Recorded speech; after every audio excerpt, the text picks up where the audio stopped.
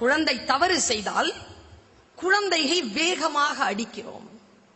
அடியை வாங்கிக் கொண்டு ஓரத்தில் அழுது கொண்டிருந்த குழந்தையை அழுவதற்கு அனுமதிப்பதில்லை நாம். அழுறையா? இவ்வளவு தைரியமா வந்துருச்சு அவனுக்கு. மூச்சு விடக்கூடாது, அடிக்கிறோம். அடிச்சிட்டு அதுக்கப்புறமா அப்பாங்க எல்லாம் ஒரு வேலை செய்வாங்க. இங்க வா, இனிமேல் செய்வியா? செய்ய மாட்டேன்பா. சரி, உள்ளந்து போய் பைக் சாவி எடுத்துட்டு வா.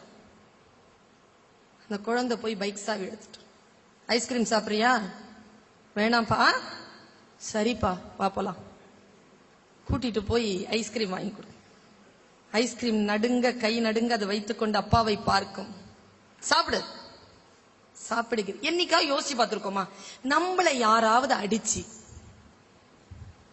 இங்க வா, உள்ள போய் பைக் சாவி எடுத்துட்டு வா, ஐஸ்கிரீம் சாப்பிடலாமான்னு கேட்டா நாம என்ன செய்வோம்? கொஞ்சம் யோசிச்சு பாக்குறீங்களா? நான் யோசித்து பார்க்கிறேன். அந்த பிள்ளை மொழியை யோசித்து, அந்த குழந்தையை யோசித்து பார்க்கிறேன். குழந்தை தவறு செய்கிறது. தவறு செய்த பிறகு தண்டனை அனுபவிக்கிறது. யார் தன்னை தண்டித்தார்களோ அவர்கள் பேச்சை மறுபடியும் கேட்கிறது, அவர்கள் மீது மறுபடியும் அன்பு செலுத்துகிறது. இந்த தன்மை குழந்தைகளுக்கு மட்டும்தான் கிடைக்கிறது. ஏன் தெரியுமா?